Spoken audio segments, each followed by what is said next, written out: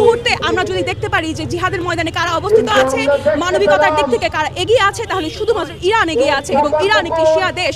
তাই আমরা সকলে মুসলমান পরিচয়টাকে প্রাধান্য দিয়ে, মানুষ পরিচয়টাকে প্রাধান্য দিয়ে সকলকে সাপোর্ট করাই এই মুহূর্তে আমাদের ওয়াজিব দায়িত্ব।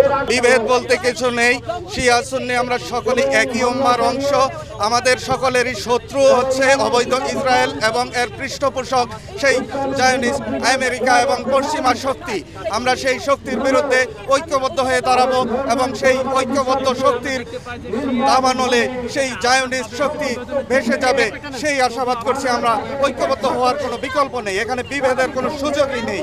জাতিসংঘের পক্ষ থেকে শুধুমাত্র বিবৃতি দেওয়া ছাড়া কোনো ধরনের আমরা কোনো সুফল বয়ান বা এমন কোনো পদক্ষেপ দেখতে পাচ্ছি না। এই জন্য আমরা মনে করতেছি এখানে জাতিসংঘ সম্পূর্ণভাবে নীরব এবং জায়নবাদীদের হয়ে কাজ করছে। আমরা সমগ্র মুসলমান বিশ্বের নেতাদের উদ্দেশ্যে বলবো, আর কতকাল এই নেতানিয়াহুর কাছে মাথা বিক্রি করবেন?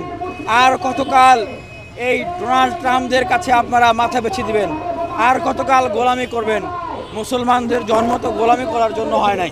ইরান যে সাহসী পদক্ষেপ নিয়েছে সমগ্র বিশ্বের মুসলমানদের কাছে এবং বিশ্ব মানবতার কাছে এইটা একটা দৃষ্টান্ত হয়ে থাকবে।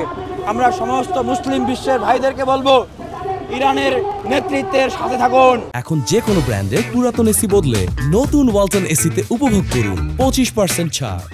আজকে যে পরিস্থিতির মুখোমুখি হয়েছে এটার একটা মাত্র কারণ, যেটা হামাস অলরেডি তাদের বিবৃতিতে জানিয়েছে যে শুধুমাত্র ফিলিস্তিনের পক্ষ নেওয়ার কারণে আজকে ইসরায়েলের বিরুদ্ধে যুদ্ধ জড়ায় গেছে ইরান অনেকদিন ধরে স্যাংশনের মধ্যে আছে এবং তারা যথেষ্ট সারা বিশ্বের প্রেসারে রাখার চেষ্টা করছে অথচ আজকে যে ওয়েস্টার্ন সো কল স্ট্যান্ডার্ডাইজেশন তারা করছিল, F-35 থেকে যে অস্ত্রগুলো তারা বিক্রি করছে এতদিন, গাজার উপরে ধ্বংসযজ্ঞ চালায়, নিরীহ মানুষের উপরে ধ্বংসযজ্ঞ চালায়, সেই সো কল স্ট্যান্ডার্ডাইজেশনটাকে ইরান ভেঙে দিয়েছে, তছনছ করে দিয়েছে। এবং এটার মেইন কারণ, এটার রিজন হচ্ছে প্যালেস্টাইন।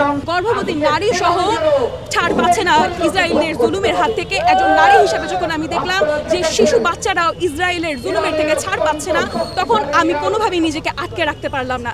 এই মুহূর্তে ইসরায়েলের বিরুদ্ধে এবং ফিলিস্তিনের পক্ষে অবস্থান করা আমাদের মানবিক এবং ইমানি দায়িত্ব। ইসরায়েলে এইরকম ট্রাম্প মিলে এইভাবে করে ফিলিস্তিনের আমাদের ভাই বোনদের উপর এইভাবে করে হামলা করছে, মানবতা বিবর্জিত, সভ্যতা বিবর্জিত, সভ্যতার চূড়ান্ত পর্যায়ের লঙ্ঘন করে নৃশংস কায়দায় যে হামলা আক্রমণগুলো করছে, মানুষ মেরে ফেলছে, শিশুদেরকে মেরে ফেলছে, হাসপাতাল বোম মেরে উড়িয়ে দিচ্ছে, স্কুল কলেজ উড়িয়ে দিচ্ছে, জাতিসংঘ কোনো কথা বলে না। আমেরিকার উদ্দেশ্যে বলতে চাই, আপনারা যে হাতটি তুলে এই যুদ্ধ থামানোর বিষয়ে যে ভেটো দিচ্ছেন, আপনাদের এই কালো হাত, আপনাদের এই নোংরা হাত এই বিশ্ব সভ্যতার ইতিহাসে একটা কালো হাত, একটা জঘন্য নোংরা হাত, মানবতা বিরোধী হাত হিসাবে থাকবে।